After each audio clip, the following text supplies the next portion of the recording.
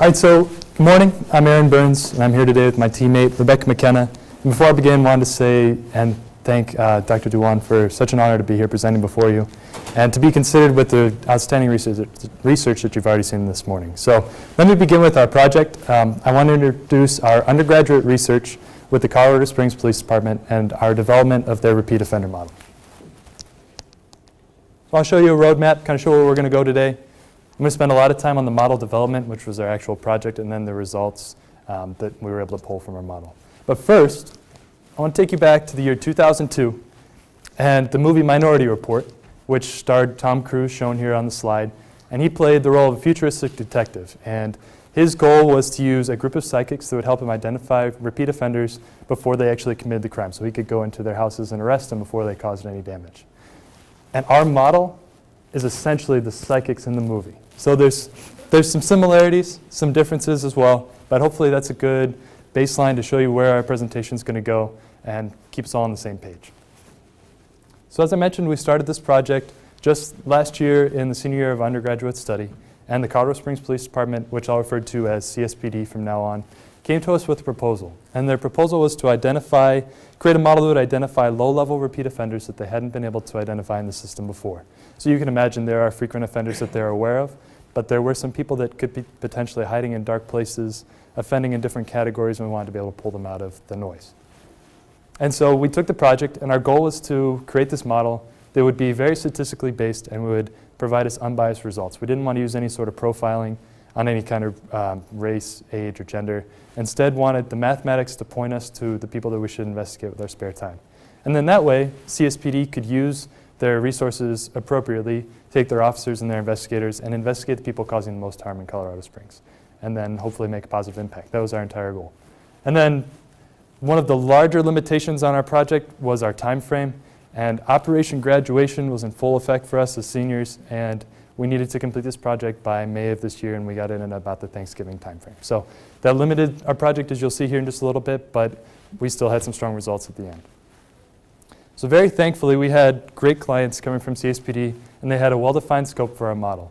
Their initial proposal had a few components that we were working to develop. The first is called the weight factor. And so we termed this definition as when you're looking at someone's criminal past and they have certain criminal activities, how many points would they be assigned for that crime? So if someone was caught shoplifting, they would be allocated a certain number of points, or if someone was caught doing a burglary, they would receive a different number of points, probably more severe based upon the crime type. The other component was called the decay factor, and that would then explain, once those points are allocated, how do those points decay and how are they eventually removed from the model as time progresses. And then finally, CSPD requested from us that we have a user interface that we could turn over to them so that their analysts could simply click a button, run the queries that they needed to, and come up with the results without dealing with the error that they'd have to go through each time and calculate and determine their repeat offenders. And it would remove that extra error. So as I mentioned, CSPD had their own analyst shop. They were great clients, knew what we needed to complete our job, and they gave us a large data set for us to work with. And really appreciate the data set because it allowed us to get strong results from our model.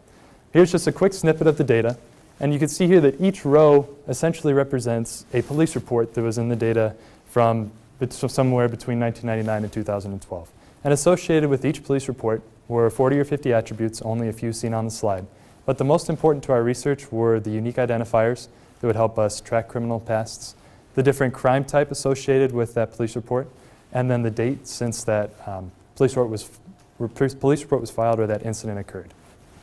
So jumping into the data, we began with our pre-processing steps, and we created a training set and a test set. So we would develop our model upon the training set and then use that to predict into our test set and see how we could validate our results with the numbers we got in the test set. And of course, diving into the data, we did find some outliers and discrepancies, went through all the necessary channels and worked with our client to identify those anomalies. And so we felt very comfortable moving on with our model once we knew what we were working with. I just want to give you a quick picture of what the data looked like. Here's a frequency histogram of the data that we were given, all of the data points. And what this graph represents is the number of police reports in someone's profile. So a specific example, if I look on the y-axis, we're going to say that there are 10 different individuals that have 21 crimes in their police profile. And so those would be repeat offenders. Where what's important to note is that the y-scale is logarithmic, meaning that there are quite a few people that only have one crime associated with their profile. And those wouldn't be classified as repeat offenders. We're more looking for those people on the right side of our graph and trying to identify them out of the noise. So now I want to move you on past just the data to our methodology. In order to do that and put us on the same playing field, I'm going to tell you a story. So I'm going to start with my teammate Rebecca. We're going to say that one day she decides to steal an iPhone from Best Buy. Now associated with her incident are two different attributes that we wanted to look at.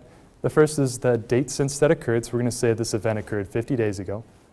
And the second is the crime type that her incident was classified by CSPD. In this case, intuitively, it makes sense that that was under the crime type of shoplifting, stealing a product from a store. Associated with her crime type is now the weight factor that I mentioned. So how many points was Rebecca allocated for her incident in our model? And then the other pillar of our model development was the date decay factor, which is also unique to the crime type. It will tell you how those points will decay. And it is dependent upon the day since it occurred. So at day 50, it will take off a certain amount of points. And then at day 60, it will take off even more points. The combination of the weight factor and the date decay factor gives you an incidence score. So now Rebecca has a specific incidence score for her incident where she stole that iPhone from Best Buy. But let's say that Rebecca's not entirely altruistic and she actually has several other incidences on her record.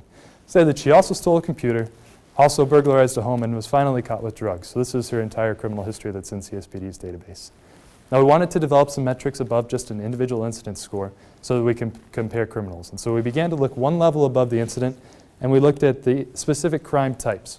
So now in Rebecca's profile, she will have a crime score associated with her, any of the crimes that fell under shoplifting.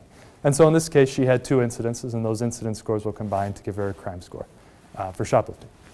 Same idea now applies that she will have a crime score under the crime type of burglary for her burglary incident. And as you can imagine, she will also have a crime score for the crime type of drug violation where she had her drug incident. One level then above the crime score, we wanted to look at a broader category that would include the actual categories in a police department. So whether that be a persons category or a property category or drug offenses category, this is now a combination of specific crime types. And so here we can see that any property offenses would include the crime type of burglary or the crime type of shoplifting. And so now she has a category score for her property offenses. And then again, the same idea can be applied to her drug incident, where now she will have a category score for those drug offenses. And you can see that these are all metrics as they're building up that we can compare Rebecca against other criminals. Now the very top level is the overall offender score. Now this takes a summation of all of her incident scores regardless of the crime type and the category type and allows us to see in Colorado Springs who is the most prolific repeat offender and the person that we need to identify as our #1 priority. And so she now will have an overall offender score that she can be compared with to other offenders. Now I want to begin with our model development, looking at the weight factor shown in red, one of the pillars that we developed. And the whole purpose behind this weight factor is to classify the 34 different crime types in CSP's database based upon their severity. And so through our literature review, we were able to classify all 34 types on our metric that we chose as the monetary cost of society for the specific crime type. So that could include due process costs, costs of the victim, et cetera, whatever it is that will give us a monetary cost as a result of that crime. And we use that to classify it on severity. The important thing to note about the weight factor is that murder did not actually receive a weight factor. And there are a couple reasons for that.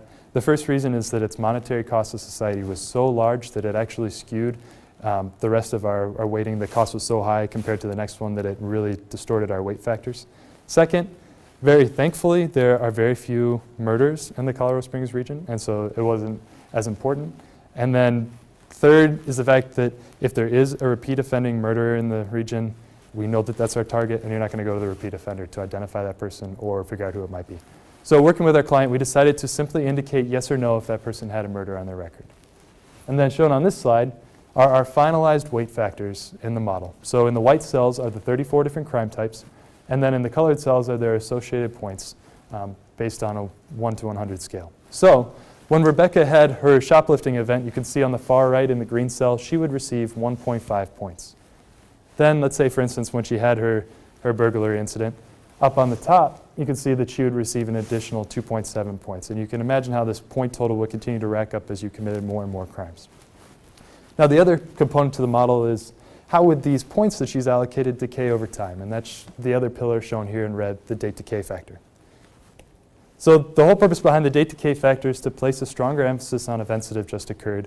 And then as time progresses, they want to decay those points as those events become less and less, they lose their significance. The most important thing to note about the date decay factor is that it is unique amongst crime types, but not unique amongst individuals. So that means that if Rebecca and I commit a shoplifting crime, our points will decay at the same rate. However, if I commit shoplifting while she commits burglary, our points will decay at a different rate. That was one of the assumptions that we made in our model. So in order to determine our date decay factor, like all good Air Force officers, we created our own 3-letter acronym, and that is RCP, which stands for repeat crime period. And that's simply defined as, I'll give you an example. So in this case, I have a vandalism crime that I commit today. And we'll say that then 3 months in the future, I commit another vandalism crime. My repeat crime period, or that RCP, would be the 3-month time frame. And I would actually fall into this graph then in the first bin on the far left. The x-axis is in years, so I'd fall into the first bin between 0 and half a year. And if you can imagine, we were able to generate these repeat crime period histograms for all of our crime types within CSPD's database. And so once we had our histograms created, we began to fit the mathematical models that we'd use in the distributions to our histograms for the Colorado Springs region. So we began with the linear model, weren't impressed by the results. We knew that we could do better, and through the statistical software that we were using, we eventually decided on the exponential distribution to model. It turned out it was the best model for all of our different crime types. And so while we chose the exponential distribution, of course the exponential distribution for each one would have different different parameter to base that distribution upon. So you would have a different decay rate for each crime type. There are 2 points that I really want to hammer home to get this idea one more time.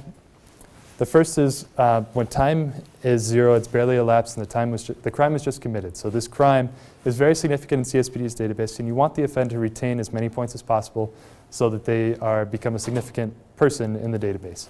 But then, later on in the future, we're going to look at the 7-year point, and that's shown here on the graph.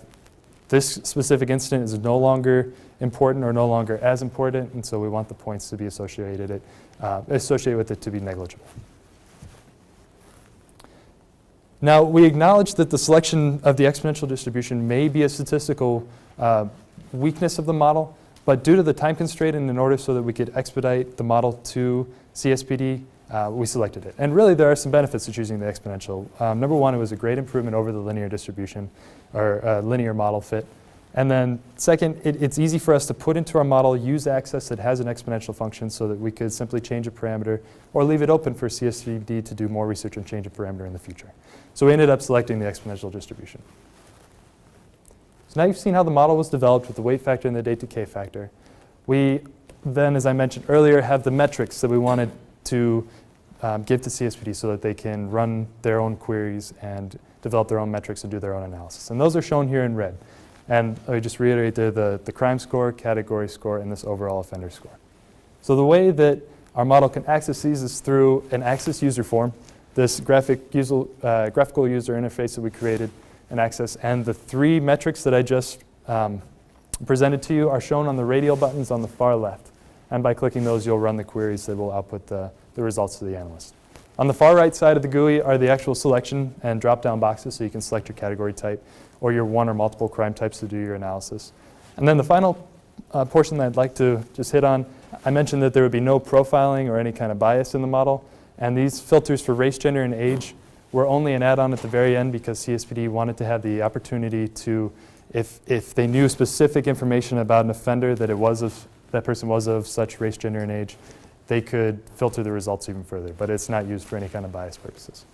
So once I actually push that repeat offender model, I want to show you one of the outputs and show you what this model is actually doing. The queries are run, and you can see here highlighted in yellow is the unique criminal identifier for your number 1 most significant and severe repeat offender in the Colorado Springs region. And then highlighted in blue is their associated offender score. And then in the next row below that is your second most, and third and fourth, and so on and so forth. There's a ranking system.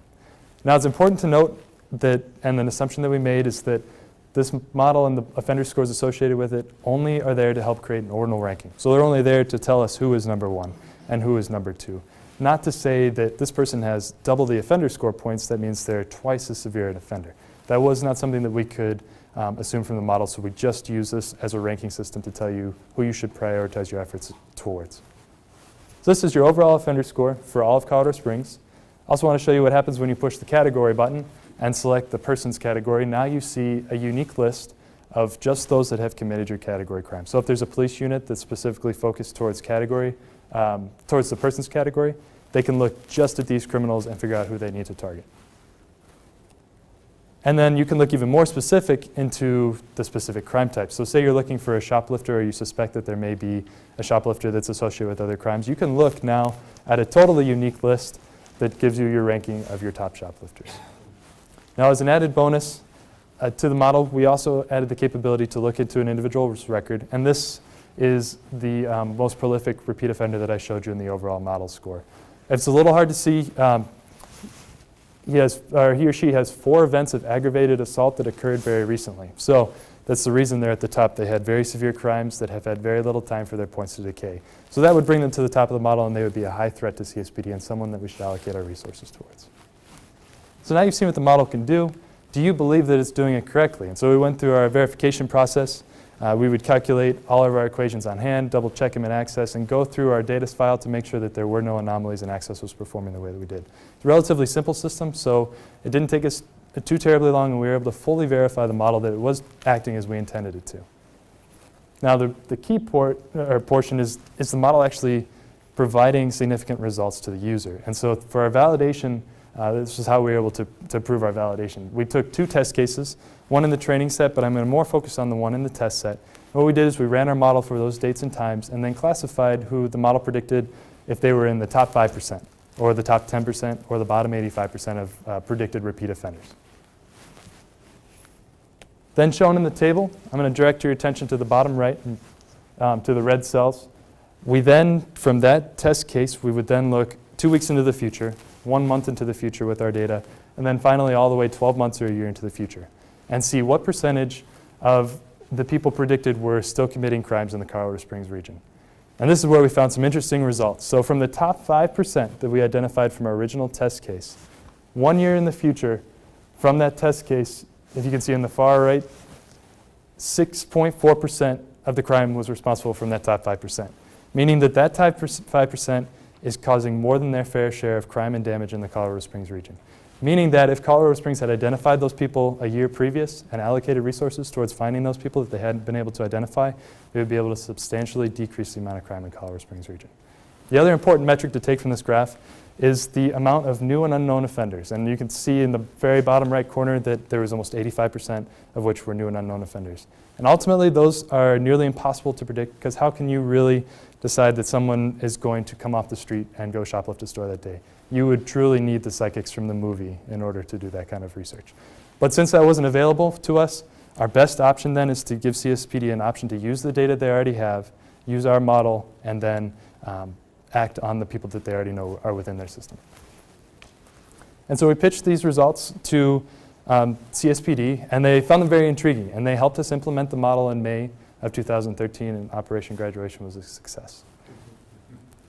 Now I want to take you to a broader perspective. Now this model is implemented in the Colorado Springs region, but if you can imagine that this idea could be applied to any other city or county with police records, and you could identify your own repeat crime period histograms and your own date decay factors, update the weight factor if needed, and you can help identify those low-level repeat offenders in any other city or state, or city or county in the nation.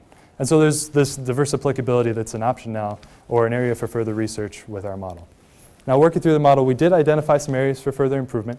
The one that I've already mentioned is the selection of the exponential distribution for the repeat crime periods. Won't hammer on that anymore, I think we all see that.